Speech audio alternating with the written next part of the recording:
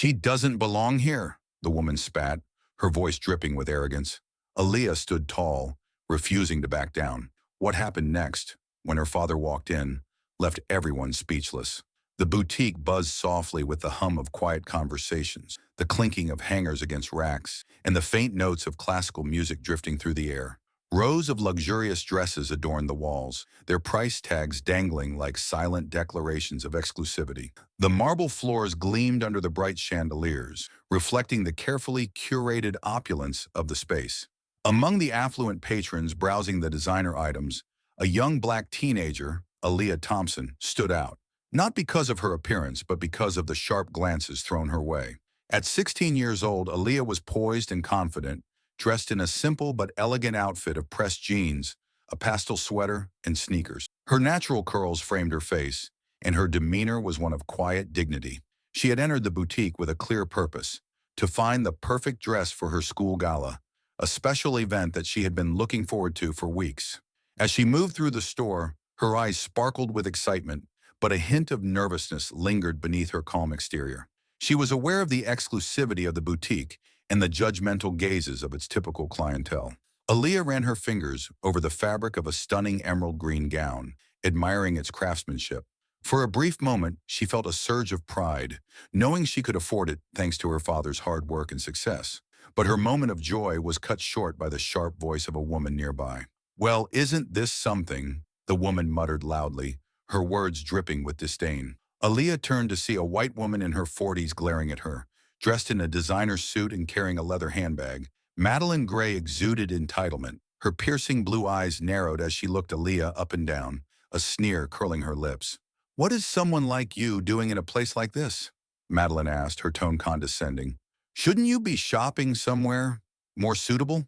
Aaliyah froze for a moment, caught off guard by the audacity of the comment, but she quickly composed herself. Meeting Madeline's gaze, she said calmly, "I have every right to be here, just like anyone else." Meline scoffed, crossing her arms. "Do you? I've been shopping here for years, and I've never seen anyone like you in this store. It's a boutique for a better class of people?" Other shoppers began to notice the exchange, their eyes darting between Aaliyah and Meline. Whispers rippled through the boutique, and Aaliyah could feel the weight of their stares. Her cheeks burned with embarrassment, but she refused to look away. "I'm just here to find a dress," Aaliyah said firmly. "I'm not bothering anyone." Medeline's sneer deepened. "Not yet, but I've seen enough to know trouble when I see it." Aaliyah tightened her grip on the hanger of the dress she was holding. Her heart pounded, but she stood tall, unwilling to let this woman intimidate her. The tension hung thick in the air, and the quiet hum of the boutique felt suffocating. Aaliyah glanced around, noticing the disapproving looks from some shoppers and the uncomfortable expressions of others.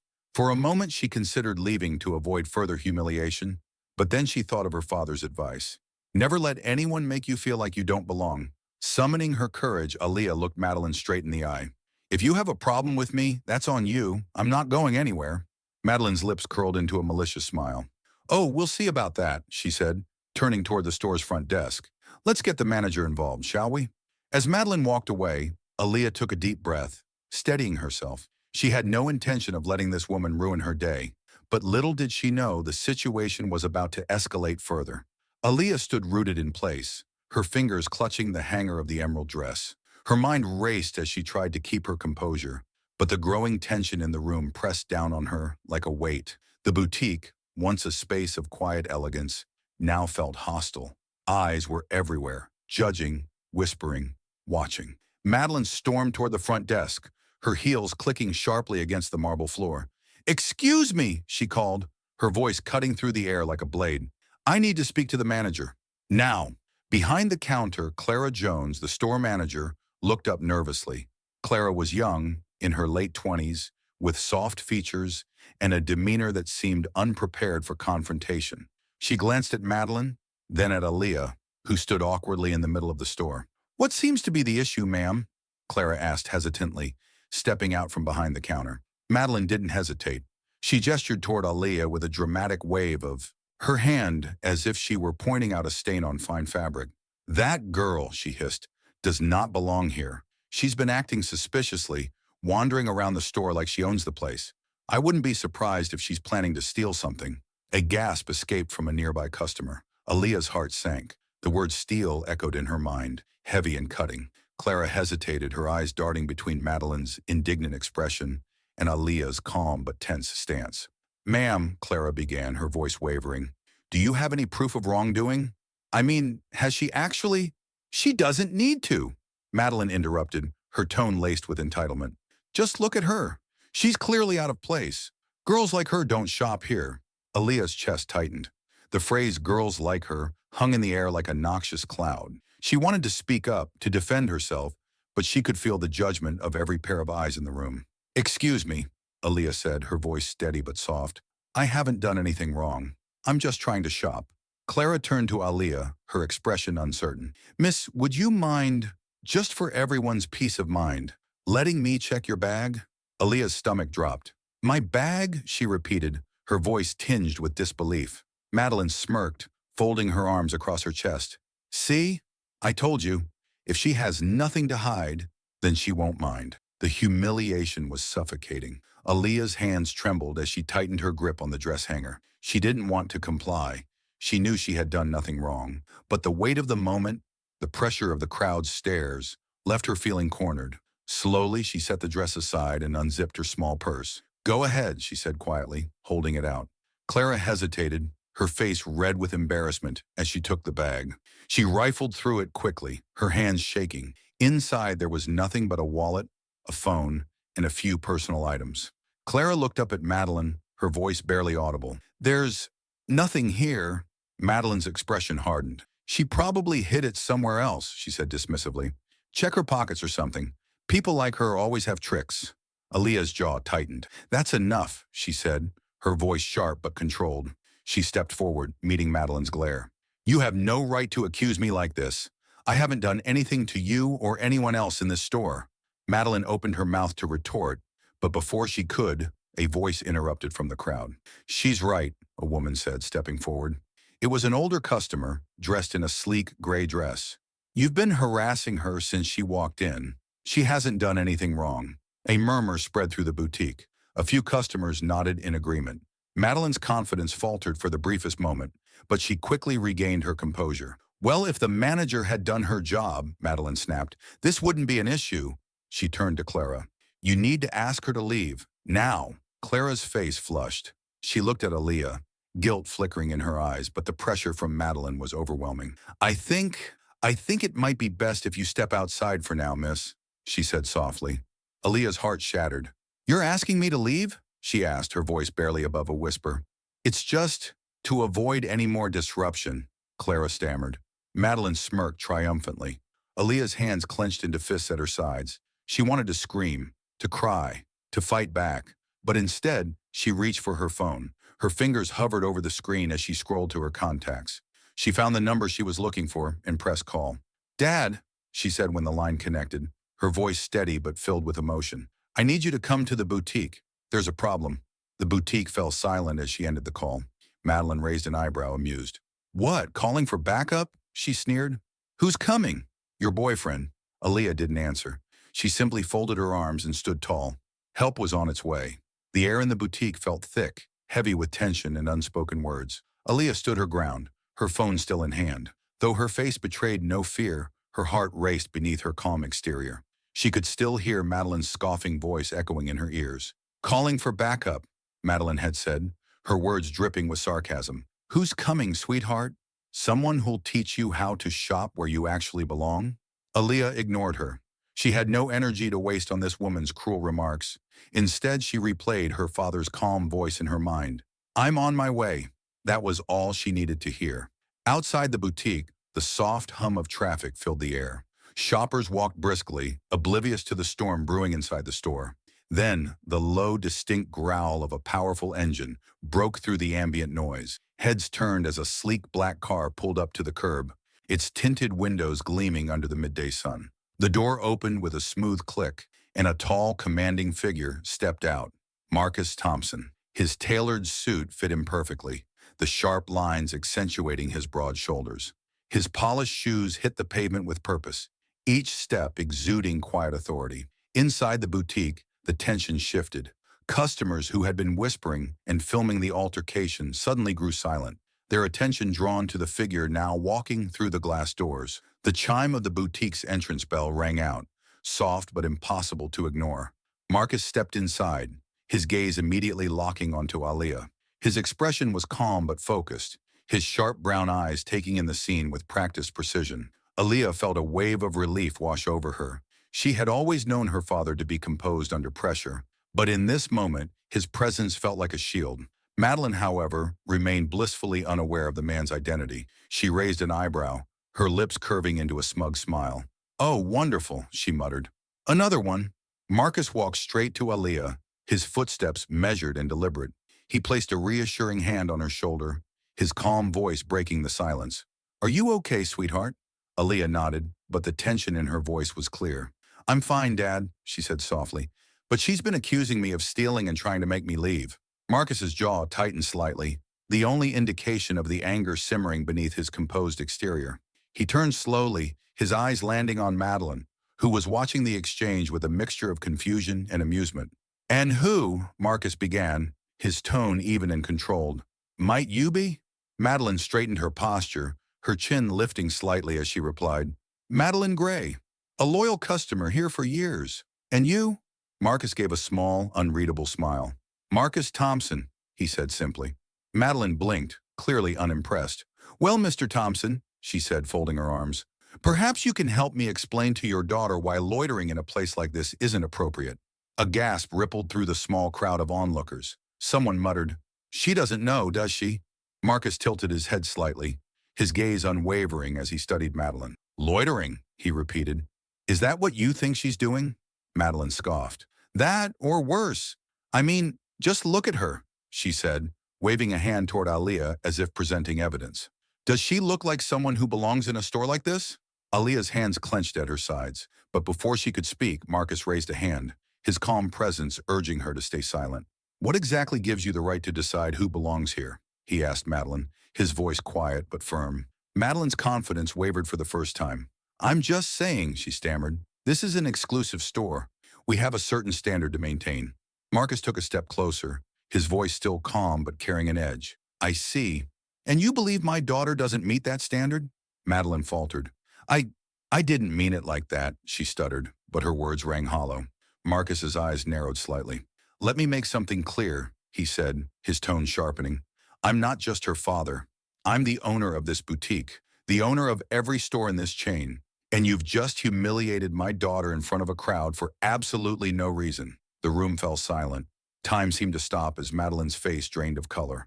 Her mouth opened and closed, but no words came out. A murmur rippled through the crowd. Some began whispering, others pulled out their phones, capturing every second of the unfolding scene. Meline finally found her voice, though it trembled. I didn't know," she said weakly. "I had no idea who she was." "You shouldn't need to know who she is to treat her with respect," Marcus shot back. Madeline's lips trembled as the weight of his words sank in. The boutique was silent, except for the faint hum of the air conditioning. All eyes were fixed on Marcus and Meline, their tension filling the room like an unspoken challenge. Aaliyah stood by her father, her head held high, but her clenched fists betrayed the sting of the accusations she had endured. Meline shifted uncomfortably, her arrogance cracking under Marcus's unwavering gaze. Her usual confidence faltered as she stammered, I wasn't trying to offend anyone. I just thought." "You thought what?" Marcus asked, his voice calm but razor-sharp. He took a deliberate step forward, towering over her. "You thought you could judge someone based on their appearance? You thought you could humiliate my daughter because she doesn't fit into your narrow idea of who belongs here?" Madeline's lips parted, but no words came out. Her face turned a shade paler as the gravity of the situation began to dawn on her. "I didn't know she was your daughter," she finally said, her voice weak and defensive. "If I had known..." Marcus's expression hardened. "You shouldn't need to know who she is to treat her with decency," he said. His words were measured, but the disappointment in his tone was unmistakable. "Every customer who walks through those doors deserves respect, whether they're related to me or not." The crowd murmured in agreement. Several customers who had remained silent earlier now nodded, their expressions shifting from judgment to sympathy for Aaliyah. Aaliyah finally spoke, her voice steady despite the emotions swirling inside her. "You didn't even ask me who I was," she said, her gaze locking with Madeline's. "You just assumed I didn't belong. You assumed I was trouble." Meline flinched at the quiet power in Aaliyah's words. She opened her mouth, but nothing she could say would erase what she had already done. Marcus looked around the boutique, his eyes scanning the crowd and the staff. His voice carried authority as he said, "Let me make this very clear. This store is not just a business. It represents my name, my values, and the kind of world I want to live in. Prejudice has no place here." The manager, Clara, stepped forward hesitantly. Her cheeks were flushed, and her hands trembled as she adjusted her blazer. "Mr. Thompson," she began, her voice barely audible. "I'm so sorry. I didn't mean for things to escalate like this." Marcus turned to her, his expression softening slightly. "Clara," he said, his tone less harsh but still firm, "you had a choice. You could have stopped this the moment it started. Instead, you allowed this woman's baseless accusations to dictate your actions." Clara lowered her gaze, shame flickering across her face. "You're right," she admitted quietly. "I should have handled this differently." Meline, desperate to salvage her dignity, tried once more to justify her actions. "I was only trying to protect the store's reputation," she said, her voice trembling but defiant. "I thought I was doing the right thing." Marcus's eyes narrowed. "By targeting an innocent young woman? By publicly humiliating her in front of strangers?" His words cut through the room like a knife. Meline stammered, I didn't mean it like that." "Then how did you mean it?" Marcus pressed. The boutique felt smaller now, the walls closing in on Meline as the weight of her actions bore down on her. She glanced around, searching for support, but found only disapproving stares and shaking heads. "You judged her," Marcus continued, his voice low but commanding, "because of the color of her skin. You looked at her and saw someone who didn't belong. That's not just ignorance, that's prejudice, and it's unacceptable." A hushed silence followed his words. Meline seemed to shrink under the intensity of his gaze. Finally, Marcus straightened, turning his attention back to Clara. "As for this store," he said, "it's time we set a better example. Starting today, we'll be implementing mandatory training for all staff to ensure this never happens again." Clara nodded quickly, her relief visible as she realized she had a chance to make things right. Marcus turned back to Meline. "As for you," he said, his voice cold and unyielding, "you are no longer welcome in this store, or any of my stores." Madeline's eyes widened. "What? You can't be serious." "Oh, I'm very serious," Marcus replied, his tone final. "You've made it clear you don't respect the values this business stands for, and I don't tolerate disrespect." Madeline's face flushed with embarrassment as she realized the crowd was recording every word. The whispers grew louder, the judgment in the room now firmly directed at her. Marcus turned to Aaliyah, his expression softening. "Are you ready to go?" Aaliyah nodded, a small but genuine smile breaking through her composed exterior. As father and daughter walked toward the exit, the crowd parted for them like a tide. Meline stood frozen, her world unraveling as the realization hit. Her actions had not just humiliated someone else, they had destroyed her own reputation. The boutique was buzzing, not with music or the gentle shuffle of shopping bags, but with murmurs, judgmental glances, and the quiet clicks of recording phones. Meline stood frozen in place, her perfectly tailored outfit and smug expression now overshadowed by the sharp sting of humiliation. The whispers were no longer about Aaliyah.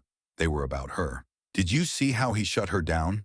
Someone whispered from near the fitting room. "Serves her right," another replied, phone in hand. Madeline's face flushed a deep red as she realized what was happening. This wasn't going to stay inside the boutique. This moment, the one she'd thought would end in her triumph, was slipping through her fingers, spiraling into a public disaster. Outside, the black car Marcus and Aaliyah had arrived in was still parked by the curb. Inside the boutique, Marcus stood tall, his gaze steady and unrelenting as he addressed the gathered crowd. "You all witnessed what just happened here," he said, his voice calm but ringing with authority. "You saw how someone's dignity can be stripped away with nothing more than prejudice and assumption." The crowd nodded. Several people looked uncomfortable, shifting on their feet as Marcus's words hit their mark. He gestured toward Aaliyah, who stood by his side. "This is my daughter," he continued. "But even if she weren't, she deserves to be treated with respect. Everyone does. It's not about who she knows or what she can afford. It's about basic human decency." Meline, desperate to regain control of the situation, took a shaky step forward. "Mr. Thompson," she began, her voice faltering, I think we've had a misunderstanding. I didn't mean for things to go this far." Marcus turned his sharp gaze to her, his face unreadable. "A misunderstanding?" he repeated, his voice heavy with disbelief. You accused my daughter of stealing. You insulted her. You humiliated her in front of an entire store. That's not a misunderstanding. That's a choice. Meline opened her mouth to respond, but the words caught in her throat. She glanced around, hoping someone, anyone, would come to her defense. But the customers who had initially watched in silence now avoided her gaze, their disapproval palpable. One man near the entrance muttered, "It's about time people like her got called out." Medeline's hands trembled. "I was only trying to protect the store," she said weakly, grasping at excuses. Marcus shook his head. Protecting the store doesn't mean targeting innocent people. It doesn't mean projecting your own biases onto others. If you truly cared about the store, you wouldn't have done what you did today. The tension in the room was suffocating. The crowd stood still, captivated by the unfolding scene. Then from the back of the room, a voice called out, "Is this going online?" Everyone turned toward the speaker, a young woman holding her phone aloft, the screen showing a live stream. "I think the world should see what happens when someone gets held accountable," she added, her tone defiant. Medeline's eyes widened. "No, you can't post that," she cried, her voice rising in panic. "It's already out there," another shopper said with a shrug, showing the screen of their phone. Justice for Aaliyah was trending. The comments were pouring in faster than anyone could keep up. Meline Gray accused a teenager of stealing just because of her race. SMH. This is what happens when privilege blinds you. Marcus Thompson is a legend for how he handled this. Medeline's panic deepened. She turned to Clara, the manager, as if hoping for some form of rescue. "Do something," she pleaded. Clara looked at her, visibly uncomfortable. "I think you've done enough damage," she said quietly. Marcus stepped forward, his commanding presence drawing the room's attention back to him. "This incident is going to have consequences," he announced. "For everyone involved." He looked at Clara. "This boutique is part of my company. I expect better from the people who represent it. That means training, accountability, and fairness. Moving forward, there will be mandatory education for every employee to prevent situations like this." Clara nodded quickly.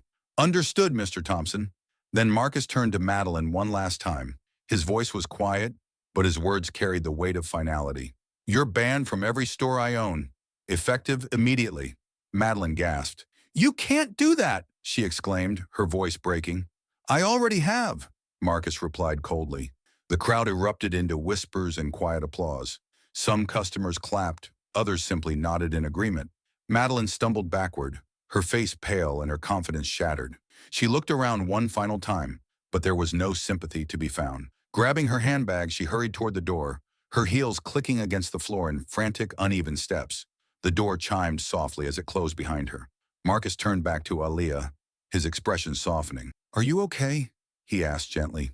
She nodded, her smile faint but genuine. "I am now," she said. Together they walked toward the exit. As they stepped outside, the sunlight bathed them in warmth, and for the first time that day, Aaliyah felt free. The boutique had finally grown quiet. The energy had shifted. Meline was gone, and the tense air she left behind had slowly begun to clear. Aaliyah exhaled deeply, feeling the weight of the day start to lift. She glanced at her father, his presence a steady anchor amidst the chaos. Marcus placed a hand on her shoulder, his expression softening. "You handled yourself with grace," he said quietly. "Even when it wasn't easy, even when you had every reason to fight back, you kept your dignity intact. I'm proud of you." His words hit her like a warm embrace. She felt a lump rise in her throat but swallowed it down, managing a small smile. "I wasn't sure I could," she admitted. "It was hard, Dad. Really hard." Marcus nodded, understanding. "You shouldn't have had to, but you did, and that shows your strength." Aaliyah looked down for a moment, reflecting. The day had been humiliating, infuriating, and exhausting, but somewhere in the midst of it all, she had found a new kind of resolve, a determination she hadn't fully realized before. "I don't want anyone else to feel the way I did today," she said softly, lifting her gaze to meet her father's. "I want to make sure people know they're worth more than how someone else sees them." Marcus smiled, his pride shining through. "That's exactly why you're going to change the world someday, Aaliyah." As they stood together, the faint sound of voices reached their ears. Customers in the boutique had started talking again, but this time, the focus was on support, not judgment. One woman approached them cautiously, a warm smile on her face. "I just wanted to say," she began, addressing Aaliyah, "you're an inspiration. The way you stood up for yourself, I'm going to tell my daughters about you. Aaliyah blinked, surprised. Thank you, she said, her voice sincere. Another customer joined in, nodding. What happened here today shouldn't have happened at all, but you turned it into something powerful. That's not easy to do. The power of community was beginning to show. People weren't just witnessing the aftermath, they were becoming part of it. Meanwhile, Clara, the store manager, approached Marcus with a nervous but determined look. Mr. Thompson, she began, wringing her hands. I want to apologize again. I realize now that I failed to stand up for Aaliyah when she needed me most. I didn't act with courage, and that's on me. Marcus regarded her thoughtfully. Acknowledging your mistakes is a start, he said. But words alone won't fix this. Moving forward, I expect you, and everyone who works here, to uphold the values this store represents. That means treating every customer with respect, no exceptions. Clara nodded quickly. Absolutely. I'll do better. We all will. Marcus turned to the small crowd that had gathered near the front. And we're not stopping here, he announced, his voice clear and resolute. Today wasn't just about one person's actions. It's about the systemic biases that allow things like this to happen in the first place. That's why this boutique is going to lead by example. He paused, letting his words sink in before continuing. We're going to host a community event right here in this store, a celebration of diversity and inclusion. We'll invite everyone, customers, staff, local leaders, and organizations that fight for equality. This place will no longer be a space for judgment. It will be a space for unity. The room broke into soft applause. The same crowd that had watched in stunned silence during the altercation was now energized, their collective support building into a movement. Aaliyah looked at her father, a spark of hope flickering in her chest.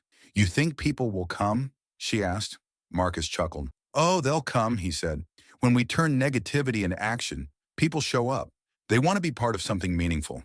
Aaliyah smiled, her spirits lifting further. For the first time all day, she felt like the heaviness of the morning was giving way to something lighter, something better. Later that evening, as they prepared to leave the boutique, Aaliyah checked her phone. Notifications flooded her screen. Comments, messages, shares. Clips of the incident were circulating online, and messages of support poured in. You're so brave, Aaliyah. This made me cry. Thank you for standing up for what's right. People like Meline need to learn their place, not you. Aaliyah felt a mixture of emotions as she read the messages. Gratitude, pride, and a deep sense of responsibility. This is bigger than just me, she said, showing her father the messages. He nodded. It is. And that's why we're going to keep pushing forward. Together. As they stepped into the cool evening air, Aaliyah glanced back at the boutique, now quiet and still. She thought about the voices she had heard, the people who had supported her, and the change that had begun to take shape. Today wasn't easy, she said quietly, almost to herself. But maybe it was worth it. Marcus put an arm around her shoulders. It absolutely was, he said. By the next morning, the boutique incident wasn't just a memory. It was a movement. Aaliyah woke up to the sound of her phone buzzing nonstop. Notifications lit up her screen. Text messages, emails, and social media alerts. She rubbed her eyes and glanced at the phone. Her heart skipped a beat as she saw her name trending alongside hashtags like number Justice for Aaliyah and number End Prejudice. Videos of the confrontation had spread like wildfire. Strangers from around the world were commenting, sharing, and demanding accountability. She's so strong. We need more people like Aaliyah. This isn't just one incident. This is what Black women deal with all the time. Marcus Thompson is a legend for standing up for his daughter. What an example of leadership. Aaliyah's chest tightened as she scrolled through the comments. She had never expected her quiet visit to the boutique to turn into something so big. Downstairs, Marcus was already up, seated at the dining table with his laptop open, his brow furrowed in focus as he typed, pausing every so often to take a sip of coffee. When Aaliyah walked in, he looked up and smiled. Good morning, superstar, he teased, his tone light but proud. Aaliyah gave a sheepish laugh. Superstar? He nodded toward his screen. You've inspired a lot of people. The world's paying attention. She slid into the seat beside him and glanced at his laptop. Articles from major news outlets were already up. Teen confronts racism in luxury boutique, inspires viral movement, and father-daughter duo takes a stand against prejudice. Aaliyah leaned back in her chair, overwhelmed. This is, a lot, she admitted. Marcus reached over and placed a comforting hand on hers. It's a lot because it matters, he said. People are listening. Now we have to decide what we do with that attention. Just as he spoke, his phone rang. It was a representative from a national organization focused on racial equity and inclusion. Marcus took off the call, his tone professional but impassioned. Yes, we're absolutely open to partnering. No, this isn't just about one store. It's about creating systemic change. Aaliyah watched him, her admiration growing. She had always known her father to be a strong, principled man, but seeing him turn this moment into a movement made her realize how much of an impact one person could have. After he hung up, Marcus looked at her thoughtfully. You know, Aaliyah, he said, this is your story as much as it is mine. If you're ready, I think you have a voice that people need to hear. She hesitated. The idea of speaking out on such a big stage was daunting. What if I say the wrong thing? She asked quietly. Marcus shook his head. There's no wrong thing if it comes from the heart, he said. Just be yourself. Later that day, Marcus and Aaliyah sat side by side in their living room, drafting a statement to share online. They wanted it to be more than just a recap of the incident. They wanted it to be a call to action. Aaliyah typed, her hand steady on the keyboard. Yesterday, I walked into a boutique hoping to buy a dress. I walked out with a painful reminder of how far we still have to go in the fight against prejudice. But I also walked out with something else. Hope. Hope that together we can create a world where dignity isn't determined by appearance. Thank you to everyone who has stood by me, my dad, and the values we stand for. Let's turn this moment into a movement. Shakir justice for Aaliyah, Jabashadashan and prejudice. When she hit post, the response was immediate. Likes, shares, and comments poured in, amplifying her message far beyond what she could have imagined. As the day unfolded, the momentum continued to grow. Celebrities retweeted the video, adding their voices to the cause. Activists reached out, offering their platforms to amplify Aaliyah's story. Even major brands began releasing statements condemning racism and pledging to do better.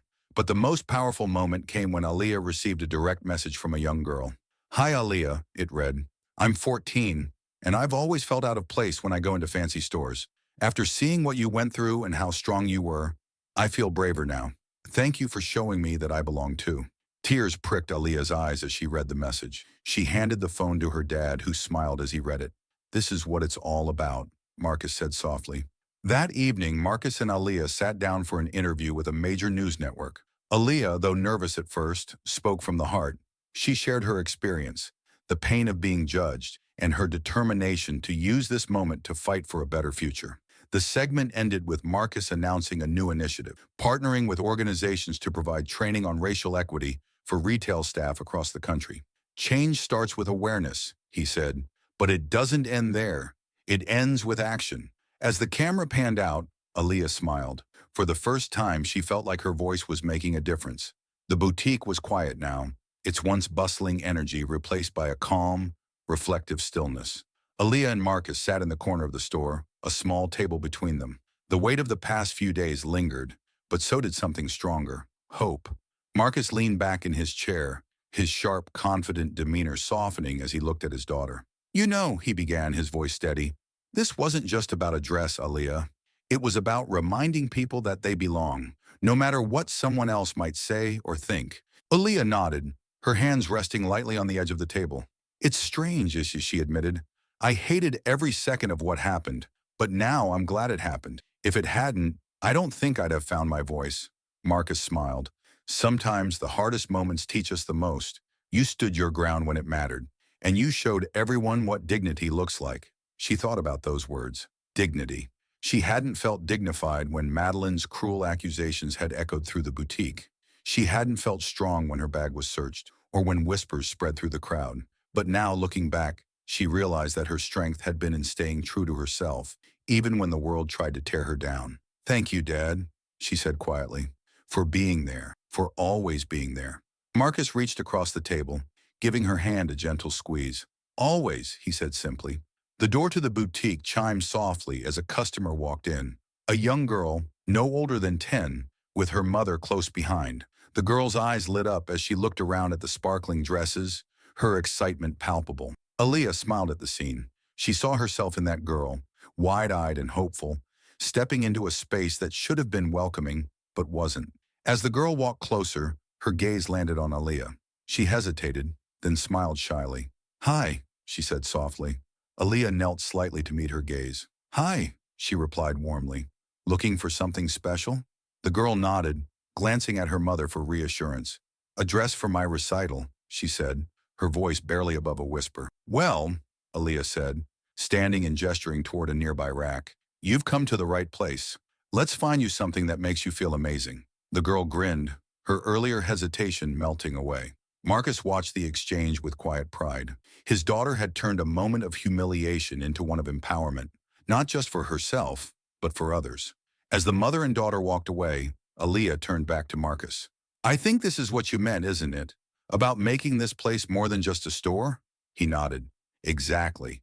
It's about creating a space where everyone feels they belong." The sunlight streamed through the boutique's tall windows, casting a warm glow across the room. Aaliyah let herself bask in it for a moment, the light chasing away the shadows of doubt and fear. "This isn't just about us," Marcus said, his voice low and reflective. "It's about creating a world where no one feels out of place, a world where compassion beats prejudice every time." Aaliyah nodded, her smile soft but resolute. "I think we're on our way," she said.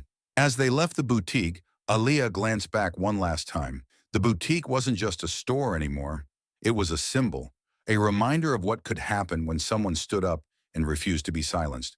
The world was far from perfect, but in that moment, she felt something she hadn't felt in a long time: hope.